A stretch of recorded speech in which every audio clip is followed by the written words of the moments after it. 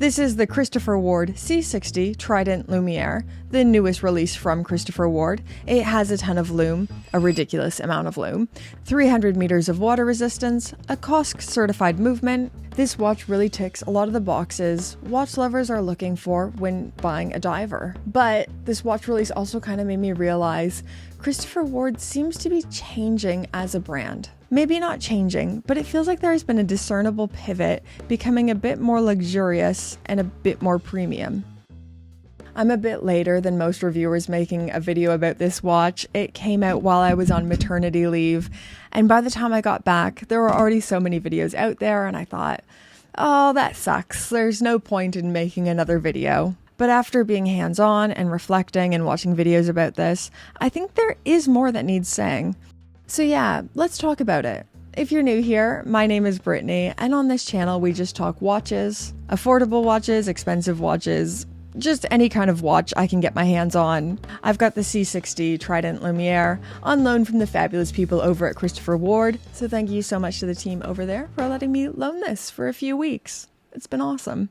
First, let's talk specifications. This watch has a case diameter of 41 millimeters, a 47.9 millimeter lug to lug, and a thickness of 10.85 millimeters. The case and bracelet material is grade 2 titanium, 120 click unidirectional bezel, and 300 meters of water resistance. Really good stuff, better than average dive watch specifications, especially for the price. The movement is another big step up for the brand with the Sellita SW300-1 COSC certified movement with 56 hours of power reserve and an accuracy of -4 + 6 seconds per day, in keeping with COSC tolerances.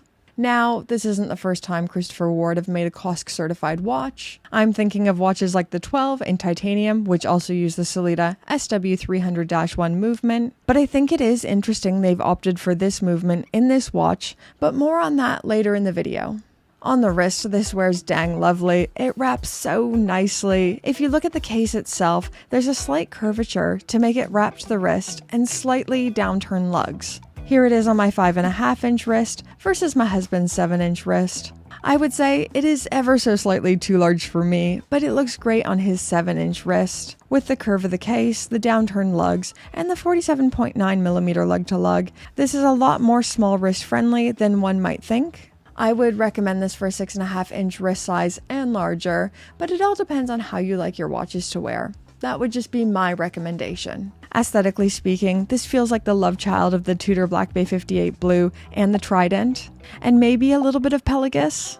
It has that same Tudor Blue matte effect lumed bezel, but the Christopher Ward is a brushed ceramic insert compared to the Tudor aluminium or aluminum. This has a fume dial, starting out a dark mid-blue along the outside, fading into a vivid blue. But the real big noticeable thing with the dial is of course the lume. So the indices and the logo are solid globs of globolite. Globolite. I'm just gonna write it. Yeah, globolite. Globolite is a ceramic-infused superluminova, so it is a 3-dimensional luminescent rather than an applied pigment. If you're thinking, boy, she knows a lot about superluminova alloys, I really don't. I stole that quote directly from Jörg Bader, head of product at Christopher Ward. It was in the press pack, I just couldn't have said it better. Back to the watch, the lume is striking, and I'm going to do my best to capture it, but it is 3-dimensional. This has so much depth to it, and it doesn't look like anything I've ever seen before. Very clear, legible, and 3-dimensional. It's almost stark in appearance. Looking at the case itself, this has that darker titanium look. It is nicely brushed with finely polished chamfers and bolt-on crown guards. One other thing of note is the inclusion of the helium escape valve at 9 o'clock.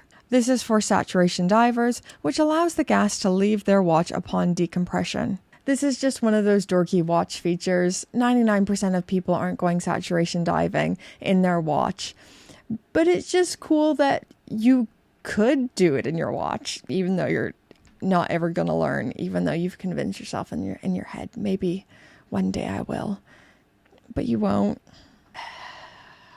To the 1% of you who are actually divers, comment the dolphin emoji and let us know if you've ever used the helium escape valve, just out of curiosity. Looking back to the watch, this has an oyster-style titanium bracelet, or as Christopher Ward calls it, the 3-link Bader bracelet, which has a nice taper to it, leading to the clasp. One thing I'm always looking for is some form of on-the-fly micro-adjustment. I puff up a lot in the summer or when I'm warm, so I do need some form of micro-adjustment. This features a new push-button system, which allows for 6mm of on-the-fly adjustment. Boom, yes, happy days. As a watch, this is a very strong offering, especially for the price. So these are available in 3 different colors, and they retail on the bracelet for £1,985 or $2,390 USD, which is expensive for Christopher Ward. They usually hover around the £1,000 price point or below. Which leads me to part 2 of the video, the Brit Pierce Opinion Corner. I feel like this watch is a strong signal of where Christopher Ward is going, and their slow but gradual premiumization, is premiumization a word? I don't think it is, but their slow but gradual premiumization, but still insane value for money. It feels like in this last calendar year, they've been becoming more and more premium.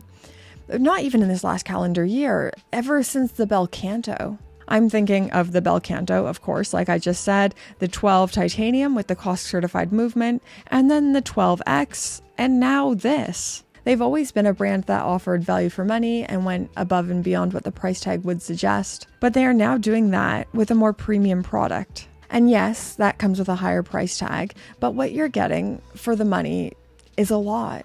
Earlier in the video, I called this the love child of the Black Bay 58 and the Trident, and comparing this to my Tudor Black Bay 58, which retails for £3,450 or £1,465 more expensive than the Trident Lumière. The Christopher Ward is better in every measurable way. It has a more premium case material, 120 click bezel versus Tudor 60. Both are cost certified. It just depends on whether you categorize in-house movements as better, and the Christopher Ward has a greater water resistance.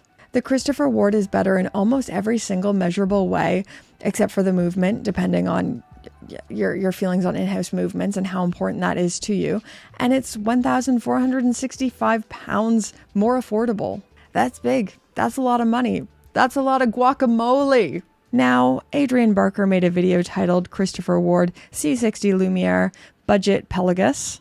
So while I'm talking about Tudor, I don't want to see people in the comments saying, you're just copying Adrian. Adrian said this first. I really see what he was saying, but I would argue he didn't take it far enough. I would take it a step further. Tudor has been targeting this very specific space, the mid-budget, mid-tier luxury market, and they've offered a lot for the price. In-house movements, great specifications, great materials, cost certification, and even moving into the METAS space. They've been mega, and it's even made me worry about watches around that same price point and even cheaper from brands that aren't household names. Tudor has the incredible resources of the Hans Wilsdorf Foundation, and I don't know, I've been worried about Tudor swallowing up smaller brands. But this, Christopher Ward, kind of feels like them turning and facing Tudor and being like, yeah, we can swim in the same lane. In fact, we can deliver more, even cheaper, minus the in-house movement, but still cost certification. It feels like they're both warships, but rather than retreating, Christopher Ward turns to the side and pulls out their cannons as well. And they're like, no, we're not afraid. We're not afraid to enter this space. And it's really interesting to see.